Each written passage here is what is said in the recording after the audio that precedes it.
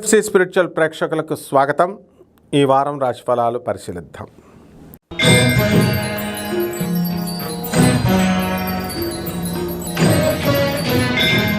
మేషరాశి.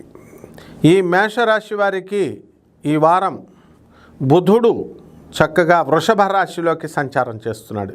అలాగే రాహువు కుంభరాశి, మరి శుక్రుడు మీనరాశి, కేతువు సింహరాశి. ఈ విధంగా ఈ యొక్క శుక్రుడు మీనరాశి ఈ విధంగా సంచారం ఉంది. అంటే ఈ సంచారం వల్ల మేషరాశి వారికి అందరికీ కూడా ఆలోచనలు, ధైర్య సాహసాలు బాగా పెరిగిపోతాయి. డెవలప్మెంట్ అవ్వాలి అనేటటువంటి ఆలోచనలతో ప్రోగ్రెసివ్గా థింకింగ్ చేయడం ప్రారంభిస్తారు. వృత్తి, వ్యాపార, ఉద్యోగ విషయాల్లో మంచి రాణింపు ఉంటుంది.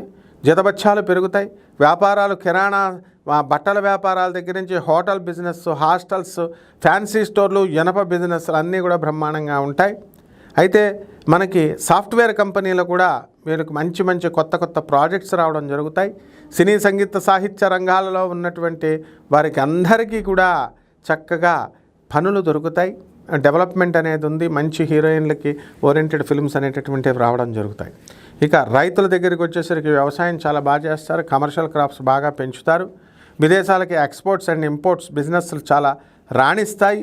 అయితే రైతులకి కొంచెం వాటర్ సమస్య అనేటటువంటిది ఉన్నప్పటికీ కూడా దాన్ని ఏదో రకంగా వీళ్ళు దాటివేయడం అనేటటువంటిది ఈ వారంలో చేస్తారు.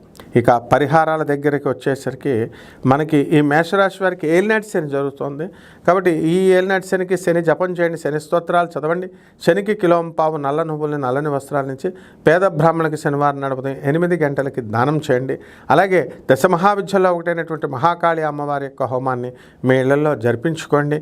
అలాగే రావి చెట్టు చుట్టూ 108 ప్రదక్షిణాలు చేసుకోండి. ఈ విధంగా శనివారం నాడు ఈ విధంగా చేసినట్లయితే బ్రహ్మాండంగా ఉంటుంది. మీ భవిష్యత్తు శుభమస్తు.